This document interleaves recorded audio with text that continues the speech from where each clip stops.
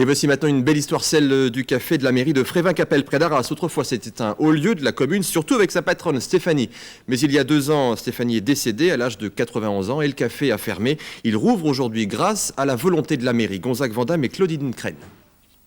Les 450 habitants de Frévin-Capelle ont retrouvé leur café, baptisé chez Stéphanie, en hommage à celle qu'il a tenue pendant près de 70 ans. Après plus d'1 an de fermeture, la renaissance du dernier commerce du village était attendue avec impatience. Ça nous semblait pas possible que le Frévin existe sans café, quoi. C'est vrai qu'il y a l'école, on s'est battu. J'étais président du CIVU des écoles pendant plusieurs années, on s'est battu pour que ça continue. Le café fait partie aussi des lieux de vie, comme l'église, dans un petit village comme chez nous, quoi. À présent, c'est Séverine qui est aux manettes. Ce commerce, cela faisait longtemps qu'elle en rêvait.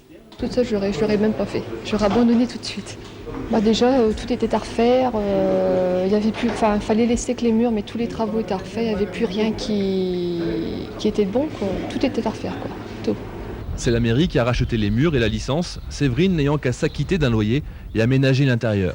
Un organisme d'aide au commerce en milieu rural et la CCI d'Arras ont permis de financer 20% du projet par des subventions.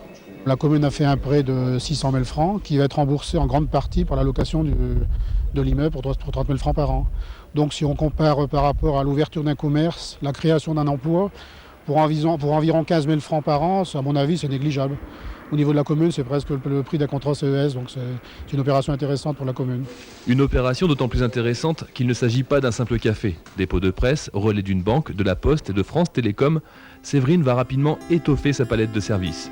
Il y aura même un coin débit de tabac, alors que le buraliste de Frévin-Capelle a fermé ses portes il y a plus de 30 ans.